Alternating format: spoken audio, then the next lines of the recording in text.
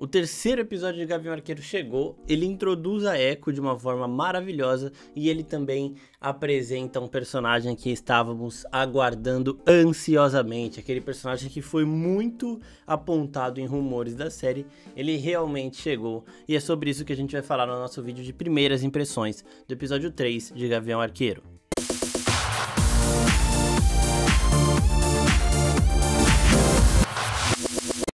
E aí, seus geeks, tudo certo? Eu sou o Marcos Veloso e o vídeo de hoje é aquelas primeiras impressões do episódio 3 de Gavião Arqueiro.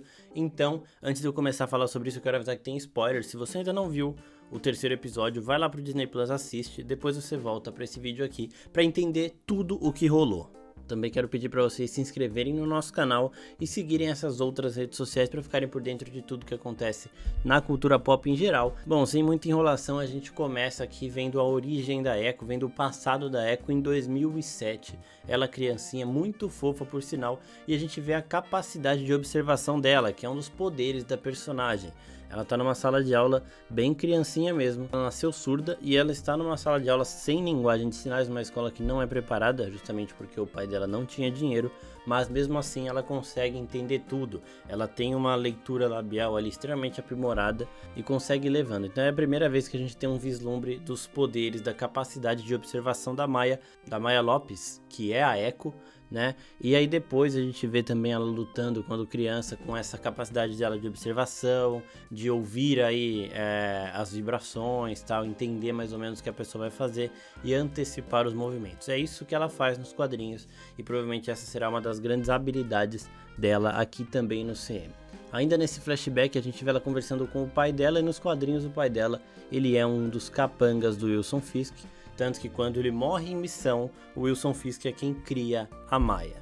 E aqui no CM basicamente aconteceu a mesma coisa, mas antes da gente chegar nisso, a gente tem que atentar aqui para uma frasezinha do pai dela que ele fala que dragões vivem em outro mundo.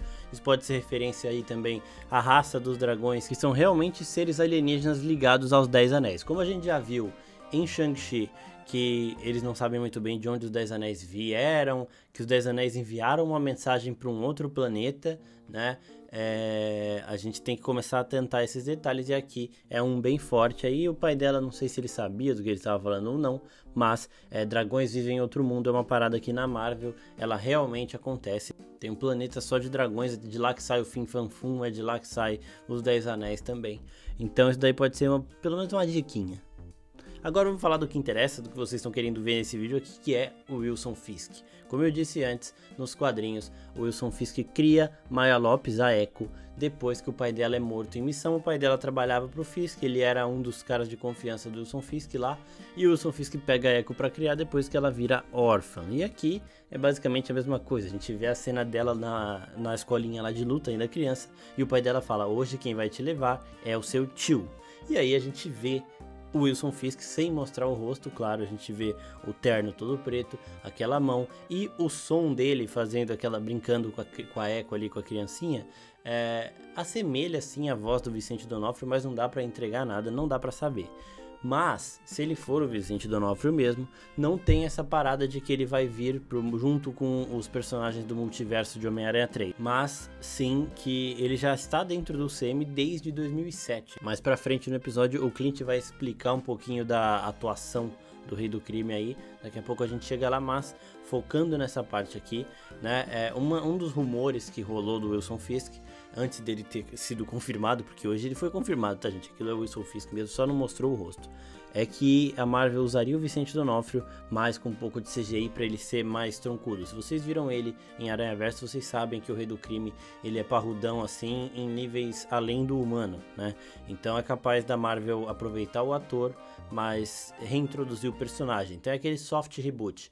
É um personagem novo, mas é o mesmo ator que já interpretou ele em outros filmes. Ou seja, ele não vai ser o mesmo Wilson Fisk, vai ser só o mesmo ator. E é algo que pode acontecer também com o Demolidor, ele ser o Matt Murdock do CM mesmo, um cara que nasceu já desde sempre, tá no universo Marvel, mas mesmo assim ser interpretado pelo Charlie Cox. A gente vai confundir talvez no início, vai rolar uma confusãozinha, mas aí depois eles conseguem explicar isso na própria trama, falar que é outra versão do personagem interpretada pelo mesmo ator, que é provavelmente o que acontece com o J. Jonah Jameson, né? Ele é interpretado pelo J.K. Simmons dentro da Marvel, mas ele provavelmente não é a mesma versão do Tobey Maguire. E aí então a gente tem depois o pai da Maya já com ela nessa fase atual aqui, durante o estalo do Thanos, durante aqueles 5 anos do estalo do Thanos, a gente tem o pai da Maya sendo uma das vítimas do Ronin, né, que é a época de atuação do Gavião Arqueiro, ou seja, a Maya e o pai dela ficaram vivos depois do blip do Thanos, e é por isso que eles estavam sendo caçados pelo Ronin, porque ele era mafioso, né? Ele trabalhava pra máfia, ele era um dos caras grandes ali do Tracksuit Mafia, justamente pela confiança que o Wilson Fisk tinha nele, justamente porque a Maya fala depois, né? Se meu pai estivesse aqui, você não falaria desse jeito. É uma parada que ela fala com o Kazi depois. Então eles sobreviveram ao estalo do Thanos e é ali que começa essa busca pelo Ronin, né? A Echo, ela vê o pai dela sendo morto pelo Ronin e aí depois ela vai acabar caçando ele. Só que a gente sabe que depois que a Natasha encontra o Clint, o Ronin nunca mais foi visto. E depois de toda essa introdução da Echo, de um gostinho do que poderemos ver na série da própria Echo, que já foi confirmada, a gente chega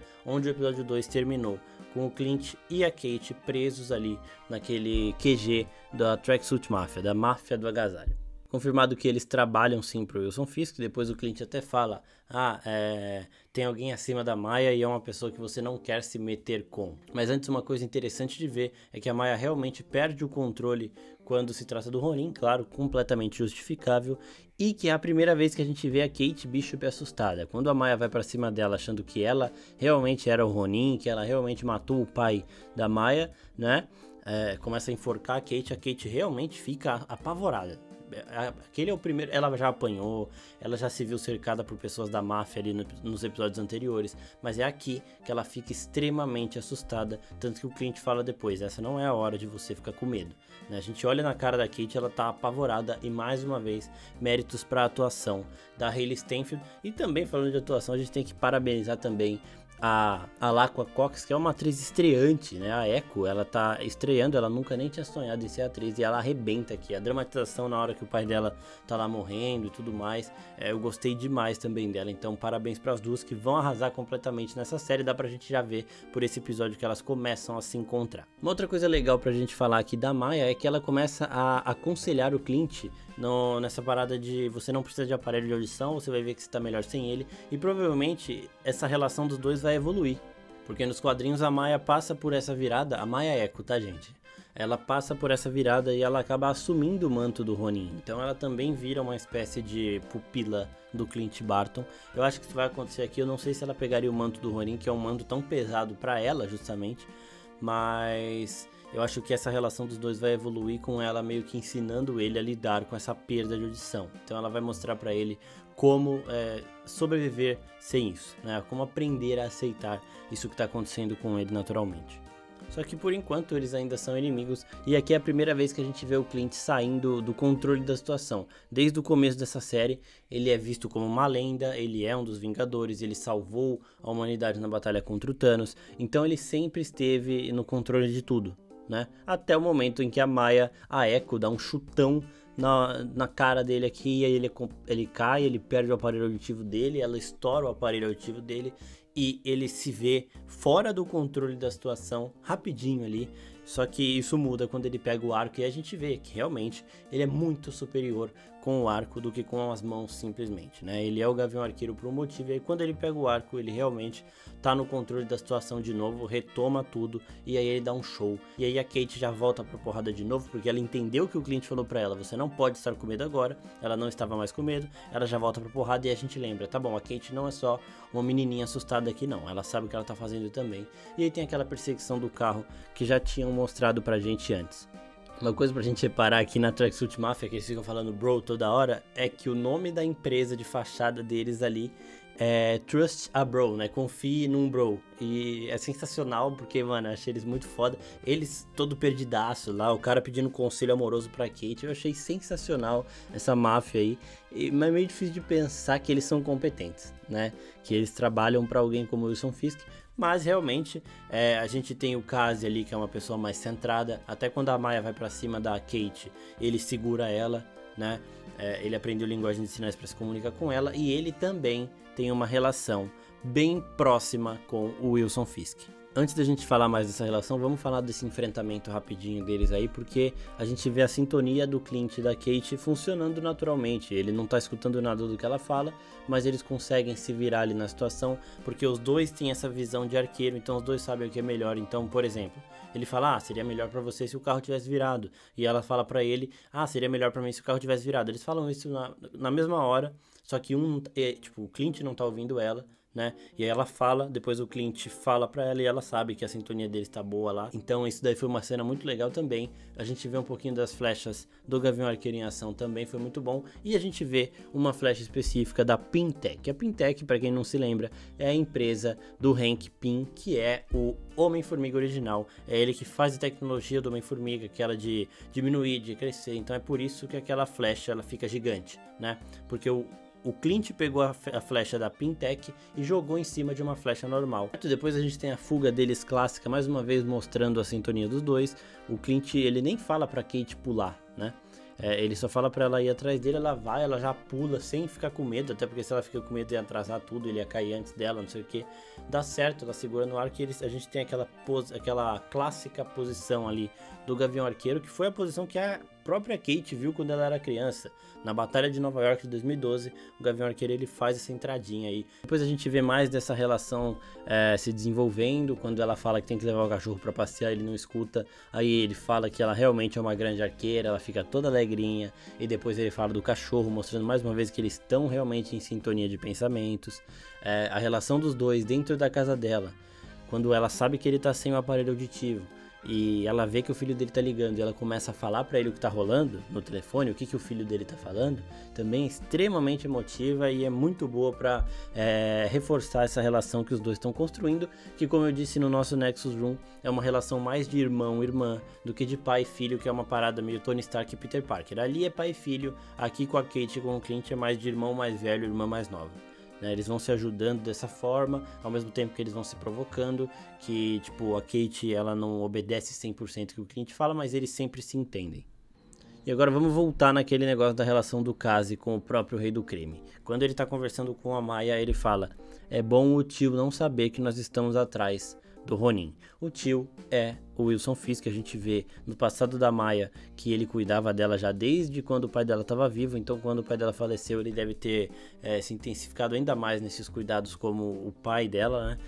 E com o Cassie deve ter sido a mesma coisa. O Cassie nos quadrinhos ele é o palhaço, né? Ele é um serial killer que vê a família dele sendo morta e ele começa a matar as pessoas e aí ele acaba sendo reconhecido no submundo, né? E contratado para matar o Gavião Arqueiro. Então ele nos quadrinhos é um mercenário, aqui ele já faz parte da máfia diretamente, que não muda muito a origem dele não, porque era basicamente a mesma coisa. Só que aqui a gente vê ele como uma pessoa mais centrada, né? Aparentemente a gente ainda não viu ele muito perdendo o controle, mas alguém que o Clint já conhece. Quando a Maya tá falando dele, ela chama ele de bonitão lá e tudo mais, e o Clint fala pelo nome. Aqui ele é o Cassie, não sei o que. Então eles já se encontraram antes, mas o Clint também sempre mostrou muito conhecimento em relação à máfia de todas as regiões que ele caçou. Mas voltando pra cá, ele fala que o tio não pode saber do Ronin. O Clint depois até fala que o Rei do Crime também tem problemas com o Ronin. Então é aquela parada, se o Rei do Crime descobre que eles estão caçando o Ronin, né, ele vai primeiro que ficar preocupado com os dois, porque provavelmente ele criou como se fossem filhos dele, né? Depois, tipo, isso é uma coisa que eu tenho que resolver. Igual basicamente o que acontece em Homem-Aranha de Volta ao Lar. O Peter Parker quer resolver um problema que o Tony Stark acha que é ele que tem que resolver. Então, como o Wilson Fisk vê a Echo e o Cassie como filhos, ele que vai querer resolver esse grande problema e vai ver os dois correndo esse perigo e vai ficar muito puto. Então é por isso que o Cassie não quer, né, que a Echo perca o controle, que ela deixe isso vazar muito, porque senão o Rei do Crime vai ficar sabendo. E aí nós temos também uma conversa interessante do Gavião Arqueiro, né, do Clint Barton com a Kate, que ele fala um pouco da atuação do Rei do Crime, que é o que eu tinha falado lá no começo do vídeo. Ele fala que eles começaram pequenos, mas que eles foram crescendo e ganhando influência e tudo mais, e foi por isso até que eles entraram na rota do Ronin. Aí a gente já vê que o Rei do Crime, ele tá diretamente conectado a isso, que lá em 2007 provavelmente ele estava começando sua ascensão e que é por isso que ele não foi sentido até aqui dentro do UCM. A gente não sabe se ele sobreviveu ao blip ou se ele só retornou agora. Se ele retornou agora, pode ser que alguém tenha assumido os negócios dele enquanto ele estava fora. Esse alguém pode ser Eleanor, pode ser alguma outra pessoa, pode ser a própria Echo, o pai dela, né? Mas isso daí é especulação para outro vídeo. Aqui o importante é a gente saber que sim, o Rei do Crime ele está no CM, a primeira aparição dele em ordem cronológica até hoje foi hoje, né? No episódio de hoje de Gavião Arqueiro, que foi em 2007. Muito antes de Vingadores, muito antes até do Homem de Ferro. O Homem de Ferro se passa em 2008. Então é interessante de ver isso, que ele foi crescendo e por isso que ele não foi visto até agora. Lembrando, Vincent D'Onofrio pode sim estar interpretando o personagem de novo, aquele tom de voz parecia com o dele, mas deve ser uma versão diferente da que a gente já viu. Pode ter um pouquinho de CGI para aumentar o tamanho, porque a gente viu que é uma pessoa bastante parruda ali quando aparece com aquele terno, mas sim, comemorem, Wilson Fisk já está no CM e provavelmente teremos mais visões claras dele aí até o final da série, algo que pode ser mais trabalhado também na série da própria Echo, que a gente viu que já vai ganhar aqui e que já conquistou todo mundo nesse primeiro episódio que ela aparece, porque ela dá um pau no Clint, a gente vê como ela é lutando, né? A gente vê também um pouco do passado dela, da origem dela, então bem legal esse episódio aí por conta de tudo isso. Pessoal, se inscrevam no nosso canal, curtam esse vídeo aqui e mandem perguntas porque a gente ainda grava o podcast, então se algo que vocês viram lá não foi respondido nesse episódio aqui, perguntem que a gente responde no podcast que vai ao ar toda sexta-feira. Então tem um episódio na quarta, vídeo na quarta e episódio do podcast na mesma sexta. Então é isso, pessoal, mandem para seus amigos que também estão assistindo a série e até a próxima. Tchau, tchau.